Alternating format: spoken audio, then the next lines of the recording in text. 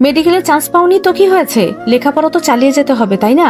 তাই তোমার প্রাইভেট ইউনিভার্সিটির জন্য অ্যাডমিশন ফর্ম নিয়ে এসেছি। পাবলিকে তো এখন আর সময় নেই। আমি শুকনো ঢোক গিললাম, কেননা পড়ালেখা করার মতো বিন্দুমাত্র মোটিভেশন আমার মধ্যে নেই। আমি এবার বললাম, আমি আসলে সময় নিতে চাচ্ছি আনভীর, আমি প্রস্তুত নই। আনভীর সরু চোখে তাকালেন আমার দিকে, চোখের দৃষ্টি অপ্রতিভ। গম্ভীর কণ্ঠে বললেন, আমি তোমার কাছে মতামত জানতে চাইনি আহি, জাস্ট সিদ্ধান্তটি জানিয়েছি তোমায়। তাছাড়া কেন পড়ালেখা করার জন্য সময় নিতে চাচ্ছ? আমি বলতে পারলাম না কিছুই। শাড়ির আঁচলের এক প্রান্ত আঙুলে মুড়িয়ে নিচের দিকে চাহনি নিবদ্ধ করলাম। উনি এবার কাগজের দিকে মনোনিবেশ করলেন। আমার দিকে না ভ্রুক্ষেপ করেই বলেন, বাবা মা আজরান ভাইয়া সবাই রাজি আছে এই ব্যাপারে, তাই চিন্তা করো না। আর আমি ভার্সিটির প্রফেসর হয়ে তোমার মতো ফাঁকিবাজকে ঘরে বসিয়ে রাখবো নাকি?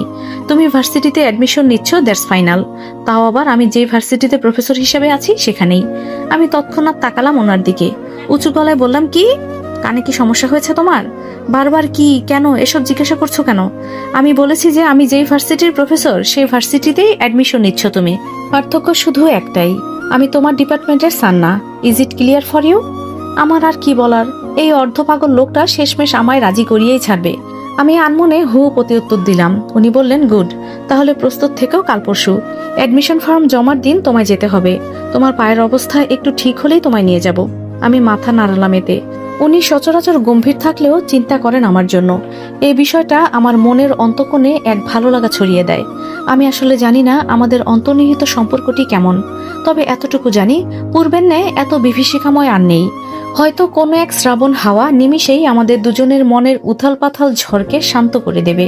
পরদিন দুপুরবেলা কাঠফাটা রোদের দরুন উত্তপ্ত চারিপাশ।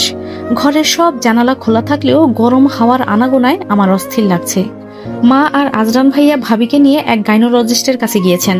বাবা অফিসে, নুরিয়াপাও জরুরি তল্লাশিতে একটু গ্রামে ফিরে গেছেন। আজ রাতে ফিরে আসবেন। বাড়িতে আনভীর আর আমি ছাড়া কেউ নেই। আনভীরের আজ ভার্সিটিতে কাজ ছিল, কিন্তু আমি যেহেতু বাড়িতে একা তাই আমায় রেখে যাননি আর। লাইব্রেরি রুমে বসে বসে স্টুডেন্ট আর থিসিসগুলো চেক করছেন। আমি ড্রয়িং রুমে আনমনে বসে বসে টিভি দেখছি। ভালো লাগছে না শরীরটা, গরমে অস্থির ভাব ফুটে উঠেছে। আমি ভাবলাম গোসল করে নিলে হয়তো ভালো লাগবে, অস্থিরতাটাও একটু কমবে তাহলে। তাই আমি ধীর পায়ে খুঁড়িয়ে খুঁড়িয়ে বেডরুমের দিকে এগোলাম। লাইব্রেরি রুমটা পার হওয়ার সময় হাঁটার গতি কমিয়ে দিলাম আরো আস্তে। আনভীর যদি শব্দ পান তাহলে আমায় রামধমক লাগিয়ে দেবেন হাঁটাহাঁটির জন্য। তারপর জামাকাপড় নিয়ে ওয়াশরুমে যেতে নিঃশ্বাস ছাড়লাম। এ যাত্রায় আনভীর টের পাননি। ঝর্ণা দিয়ে গড়িয়ে পড়া শীতল পানির সমাহারে আমার অস্থির দেহ ক্রমশই শীতল হয়ে এলো। তপ্ত গরমের আমেজ নিমিষেই হারিয়ে গেল কর্পূরের ন্যায়। আমি দ্রুত একটা শীতল গোসল সেরে শরীরটা ঠান্ডা করে নিলাম। বাথরোব পরে যেই না তাক থেকে জামা হাতিয়ে নেওয়ার চেষ্টা করছিলাম, দুর্ভাগ্যবশত পিছলিয়ে পড়ে পা ফসকে গেল আমার, যার দরুন ফ্লোরে পড়ে যেতেই মুখ থেকে আত্মচিৎকার বেরিয়ে এলো। আমি ফয়েল পেপার দিয়ে মোড়ানো ব্যান্ডেজ করা পায়ের দিকে তাকিয়ে দেখলাম ক্রমশই ব্যান্ডেজের সাদা অংশ রক্তিম বর্ণ ধারণ করেছে। আমার বুঝতে বাকি রইল না যে হয়েছেটা কি। তখনই বাথরুমের দরজায় খটখট শব্দ শুরু হলো। আয়াহি, কি হয়েছে তোমার? আনভীরের অস্থির কণ্ঠ শুনতে পেলাম আমি। নিজের দুহাত দিয়ে সর্বজোর দিয়ে ওঠার চেষ্টা করেও পারলাম না। আমার পায়ে অসহ্য যন্ত্রণা হচ্ছে। না পারছি উঠতে, না পারছি কিছু বলতে। তুমি ঠিক আছো আহি? চিৎকার দিলে কেন? Say something dam. আনভীরের ক্রুদ্ধ কণ্ঠ আমার কানে আসতেই আমি অবগত হলাম যে উনি আন্দাজ করতে পেরেছেন কিছু একটা। আমি ঠোঁট চেপে মিনমিনিয়ে বললাম, পা ফসকে পড়ে গেছি আনভীর, তবে চিন্তা নেই, আমি উঠতে পারবো। কথাটি কোনো ক্রমে বললেও আমি উঠতে পারলাম না। পায়ে চাপ পড়লেই চিনচিন করে ওঠে রকটি। উনি দাঁড়িয়েছিলেন ততক্ষণেই। আমার সারা শব্দ না পেয়ে আবার দরজায় শব্দ করলেন, উঠেছ? আমি আমি আসলে উঠতে পারছি না। খপ করে বলে ফেললাম কথাটি আমি। আনভীর নিঃশব্দে ছিলেন কিছুক্ষণ, অতঃপর জড়ানো কণ্ঠে বললেন, আমি আসবো? মোটেও না, আমি বাথরব ছাড়া কিছুই পরিনি। আমি আহত সুরে বললাম, কিন্তু চোখ জোড়া ছলছল করছে আমার। হাতে ভর দিয়ে ওঠার মতো শক্তি থাকলেও পায়ে এক ফোঁটা শক্তিও নেই। তার উপর ফ্লোর পিচ্ছিল হওয়াতে যদি আবার পড়ে যাই। আমি চেষ্টা করলাম ওঠার জন্য। আনভীর এবার অধৈর্য হয়ে বলে উঠলেন, আমি আসছি ভেতরে। উনি তৎক্ষণাৎ বাথরুমের দরজার এক প্রান্তে ঝোলানো চিবি নিয়ে দরজার লক খুলে নিলেন। যেহেতু আমি দরজায় লক করেছিলাম, ওনার উপস্থিতি টের পেয়ে লজ্জায় চোখ বন্ধ করে ফেলি, কেননা আমার পরনে হাঁটু পর্যন্ত বাথরোব ছাড়া আর কিচ্ছুই নেই। লজ্জায় ও সংকোচ ব্যথার তুলনায় মনে অনেক বেশি জায়গা করে নিয়েছে। আনভীর তৎক্ষণাৎ আমার কাছে হাঁটু গেড়ে বসে পড়লেন। আমি চোখ খুলতেই থমকে গেলাম, কেননা উনি এতক্ষণ তাকিয়েছিলেন আমার বন্ধ চোখের দিকে।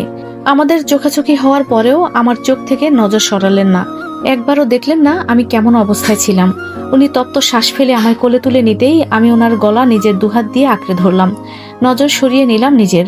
আমার ভেজা চুল দিয়ে ওনার হাত ভিজে গেলেও উনি কিছুই বললেন না, বরঞ্চ বিচলিত হয়ে গেলেন আমার এই অবস্থার জন্য। ওনার চোখ মুখ রক্তিম লাল, যেন ব্যথা তো আমি পাইনি, পেয়েছেন উনি। উনি আমায় সন্তর্পণে খাটে বসিয়ে আমার পায়ের উন্মুক্ত অংশ কম্বল দিয়ে মুড়িয়ে দিলেন। পায়ের কাছে বসে সাবধানতার সাথে খুলতে থাকলেন রক্তে মাখা ব্যান্ডেজটি। আমি আহ শব্দ করতে উনি বাচ্চাদের মতো বলে উঠলেন, বেশি লাগছে?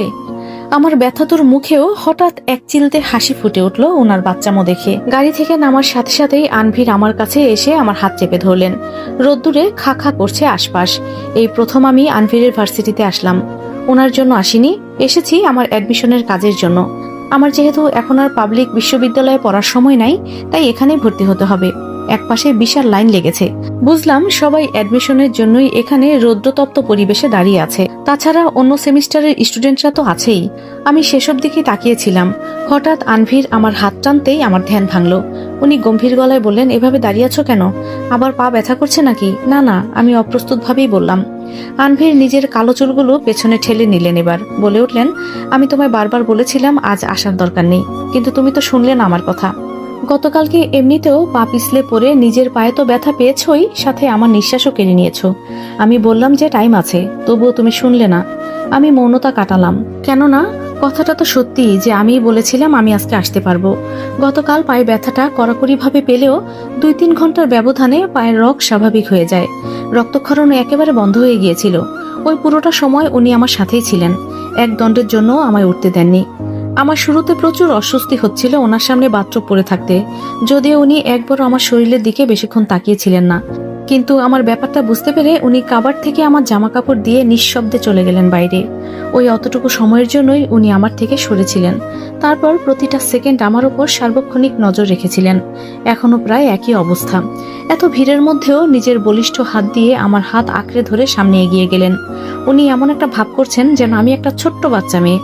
ক্যাম্পাসটা এক কথায় বিশাল, তবুও দূর দূর মানুষ আর কড়া রোদ্দুরের উত্তাপে তরতর করে ঘাম বেরোচ্ছে আমার কপাল বেয়ে। আনভির সেটা দেখে নিজের পকেট থেকে রুমাল বের করে আমার কপাল মুছিয়ে দিলেন। গম্ভীর কণ্ঠে বললেন, চুল রাবার ব্যান্ড দিয়ে আটকে নাও। আমিও মাথা নাড়িয়ে তেমনটাই করলাম। অবশ্য আমায় লাইনে দাঁড়াতে হয়নি। আমি লাইনে দাঁড়াতে গেলেই আনভির নিঃশব্দে আমায় টেনে ভেতরের এক অফিস রুমে নিয়ে গেলেন। সেখানেই আমার ফর্ম ফিল আপের কার্য সম্পাদন হলো। সবাই খুব সখ্যতার সহিত ব্যবহার করছেন আনভিরের সাথে। বুঝলাম উনি এই ভার্সিটির প্রফেসর বলেই আমার জন্য এমন বিশেষ ট্রিট। তাই তো বলি, উনি যখন আমার হাত চেপে ধরে ভেতরে ঢুকছিলেন, স্টুডেন্টরা অমন হা করে তাকিয়েছিল কেন? হয়তো ওনাকে কখনো কোনো মেয়ের সাথে এভাবে আসতে দেখেননি, যেখানে আমি নিতান্তই অল্প বয়সী একজন। সবাই বারবার জিজ্ঞাসা করছিলেন যে আমি ওনার কে হই। উনি স্বাভাবিকভাবেই বললেন, আমার ওয়াইফ, ওরফে মিসেস আহিয়া আনভির খান। ওনার বলা এই বাক্যটা আমার শরীর দিয়ে একটি শীতল স্রোত বয়ে নিয়ে গেল। হয়তো অন্যদের কাছে ব্যাপারটি স্বাভাবিক লাগলেও আমার কাছে বিশেষ কিছু। আমার এখনো মনে হয় আমাদের বিয়ের শুরুতে শুরুতে ওনার আচরণগুলো। আমি যখন প্রথম মেডিকেলের অ্যাডমিশন টেস্টের জন্য কোচিংয়ে গিয়েছিলাম, উনি কড়া গলায় আমায় বলে দেন উনি যে আমার হাজবেন্ড, এই বিষয় নিয়ে আমি যাতে বাড়াবাড়ি না করি। এমনকি আমার এক ক্লাসমেটের বড় বোন ওনার স্টুডেন্ট ছিল। উনি আমার ক্লাসমেটকেও বলেছিলেন আমি জাস্ট ওনার এক আত্মীয়। আর আজ সেই মানুষ সবাইকে বলে বেড়াচ্ছে আমি ওনার ওয়াইফ। আমি খুশিতে হাসবো না কাঁদবো বুঝতে পারলাম না। কাজ শেষ হতেই উনি এবার বেরিয়ে এলেন আমায় নিয়ে। আমি এবারও খেয়াল করলাম কয়েকজন ট্যাপ ট্যাপ করে তাকিয়ে আছে আমাদের দিকে। হয়তো এটাই স্বাভাবিক। আমি যখন কলেজে পড়তাম তখন হ্যান্ডসাম স্যারদের এভাবে কারোর সাথে দেখে এমন করেই তাকিয়ে থাকতাম। কিন্তু আনভির দেখলাম এসব ব্যাপারে নির্বিকার। উনি জাস্ট কয়েকজন স্টুডেন্টদের কয়েকটি কাজের নির্দেশনা দিয়ে আমায় নিয়ে বেরিয়ে এলেন। কাজ শেষ হতে হতে প্রায় লাঞ্চ টাইম হয়ে গেছে। আনভির জিজ্ঞাসা করলেন, আজ বাইরে লাঞ্চ করবে?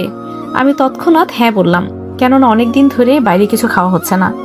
আর আমার এই আতপাগল বর শরীর স্বাস্থ্য নিয়ে যেই হারে কেয়ারফুল, সে যদি বাইরের খাবার খাওয়ার জন্য আহ্বান করে তাহলে সঙ্গে সঙ্গে রাজি হয়ে যাওয়া উচিত।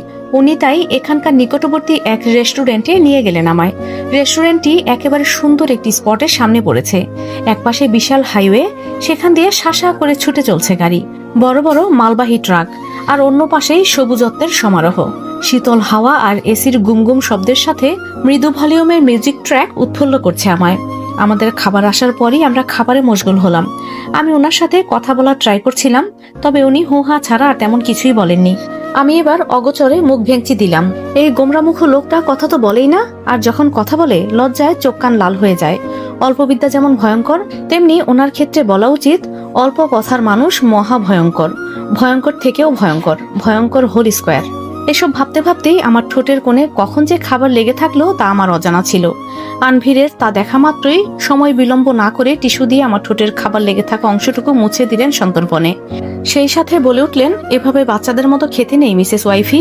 নিজের দিকে নজর রাখার সাথে অন্যদের দিকেও নজর রাখো, যে তোমার ঠোঁটের কোণে এই খাবার দেখলে কতজনের লোভ জাগবে মনে। সাধে কি আর বললাম, এই লোকের কথাবার্তা ভয়ঙ্কর। লজ্জায় রীতিমতো আমার কান লাল হয়ে গেছে। উফ, উনি আমায় লজ্জা দিয়ে কি যে মজাটা পান কে জানে। সন্ধ্যাবেলায় আমি ভাবির জন্য ফল কেটে আমার রুমে নিয়ে আসলাম। ভাবির একা একা ভালো লাগছিল না, তাই উনি বিকেল থেকে আমার রুমে বসে বসে গল্প করছেন। আমারও যেহেতু এখন পড়াশোনার তেমন একটা চাপ নেই, তাই ওনার সাথে আরামসে বসে বসে গল্পে মশগুল ছিলাম।